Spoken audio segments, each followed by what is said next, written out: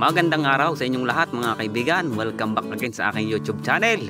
For today's vlog po ay magpapaanak po ako ng aking native na baboy na si Blackberry. Kaya samahan nyo po ako at dito po ay makikita nyo kung paano po ako magpaanak ng aking mga alagang baboy. Kaya naman wag na nating patagalin pa at tara na, let's go! Pero kung ikaw po ay bago lang dito sa aking channel ay nakikiusap lamang po ako sa inyo na pa-subscribe naman ang aking YouTube channel. Yun lang po at maraming salamat!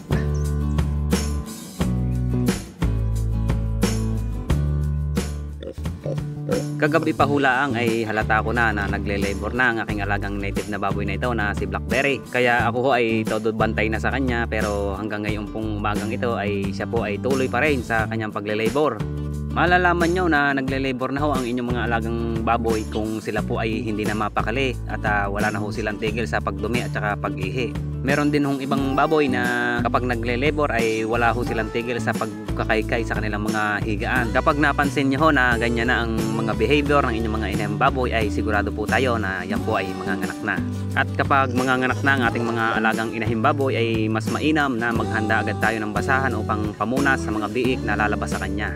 Pero kapag ganito hong native ang aking pinapaanak sa aking mga alagang baboy ay mas minamabuti ko na lamang po na hindi ko sila pakialaman at hayaan ko lamang po sila na sila po ay kusang matuyo. Pero kung huyan ay napapansin ko na medyo naninilikado ang mga biik niya ay doon ko lamang po sila pupunasan. Dahil ang ganito hong mga native na baboy kapag sila po ay nanganganak ay ayaw na ayaw po nila na sila po ay iniistorbo.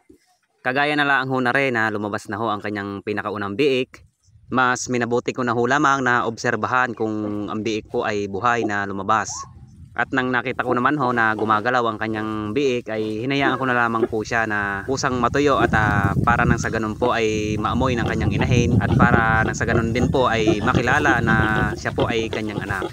Kapag ganito po ang style ng pagpapaanak natin sa mga native ay nakakasiguro ho ako na hindi na niya ito kakagatin dahil minsan ho kapag pinunasan natin ang mga biik ay nag-iiba ho ang amoy nila sa kanilang inahin. Kung kaya naman ho ay yung ibang inahin ay kinakagat ho nila ang kanilang mga biik kapag ho pinunasan natin sila at binalik sa kanilang inahin. Ang mga garning native na baboy ho ay ibang iba sa mga puting baboy na inaalagaan ko dahil ang mga garning native ho ay sadyang matatapang ho kapag sila ay nanganganak. Kaya ang ginagawa ko na lang kapag ganitong nanganganak ang aking mga native na baboy ay pinapanood ko na lamang sila. At kung kailangan nila ng tulong ko ay doon lang ako lalapit sa kanila at hindi ko din sila basta-basta lalapitan dahil kapag nilapitan ko mga ito ay talagang pag ito'y nagulat ay ako'y kakagatin laang ng mga are. Ilang sandali laang ay ayan at nasundan agad ang kanyang pangalawang biik. Sadya naman hong ang mga garning native na baboy ay sunod-sunod laang kung sila ay nanganganak. Hindi ho kagaya ng mga puting baboy na talagang napakatagal ang ating ipinaghihintay kung hindi pa natin turukan ng mga oxytocin at para laang magkasunod-sunod ang paglabas ng kanilang mga biik. Pero ang garnihong mga native na baboy ay sadyang napakabilis magsilabas ng mga biik. Ikay matutuwa na laang at talagang kapag marami ang kanilang iaanak ay walang humpay ang paglabas ng mga biik sa kanyang sinapupunan.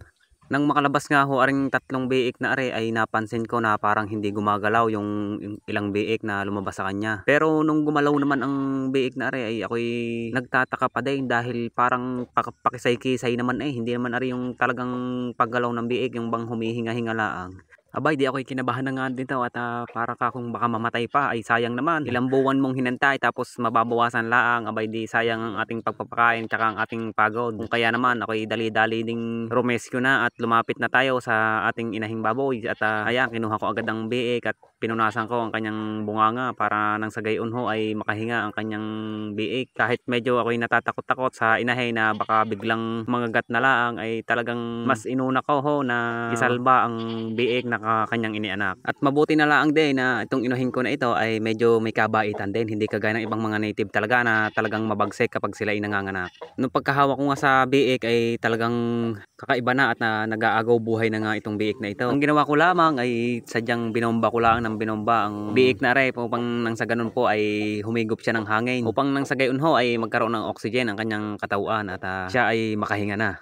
Bali ilang minuto ko rin hong pinagbobomba itong biik na ito at makikita nyo naman at ayan at gumagalaw na. Successful ho ang aking pagre-revive sa biik na ito at ako'y nagpapasalamat dahil naging okay siya. Agad-agad din ay nasundan agad ng pang-apat na biik at napansin ko din na hindi din gumagalaw ang biik na are.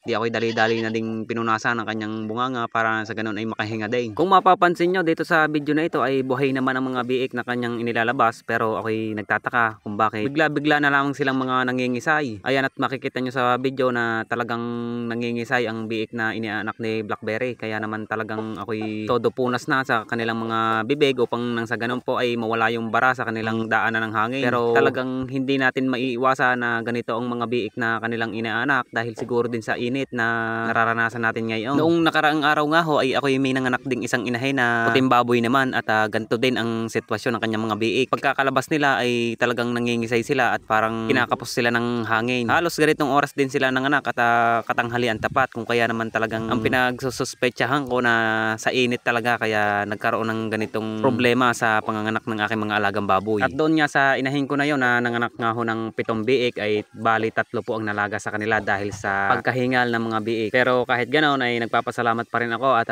naging maayos ang sitwasyon ng kanilang inahin at meron pa namang susunod na panganganak. Kumbaga sa susunod ay sana ay bumawi naman siya na marami ang kanyang ibigay sa atin. At mabalik nga tayo dito sa aking native na nanganganak ngayon, at makikita nyo naman sa video na ito na ayan, at tuloy pa rin ang pangingisay ng biik na kanyang inianak, at ako naman po ay todo ang pagbomba na naman sa biik na are, at umaasa na ito'y mabubuhay at mauulian dahil ang isang biik nga po ay sadyang tunay kang malaking katulungan sa katulad nating mga hog raisers. Kung kaya halos lahat ng aking mga naging kaalaman sa aking mga naging experience ay ibinubuhos ko ngayon upang nang sa gayon ay mabuhay ko ang mga iaanak nitong si Blackberry. Hindi ko pa nga natatapos na i-revive aring isang biik na are ay may sumunod na ulit, at ang sumunod na naman ay naghihingalo na naman. Ay sadyang nakakaproblema ang ganitong mga sitwasyon, pero tayo'y dapat nananatiling kalmado lamang para nang sa ganon ay magawa natin ang ating dapat gawin. Dahil kapag ganitong tayo ay nagpanik ay hindi natin magagawa na mabuhay ang ating mga alaga. Yung mga kailangan natin gawin ay hindi natin magampanan. Aring sumunod na biik na nangingisay na naman ay bali pawalo na ho sa kanyang mga magiging anak, at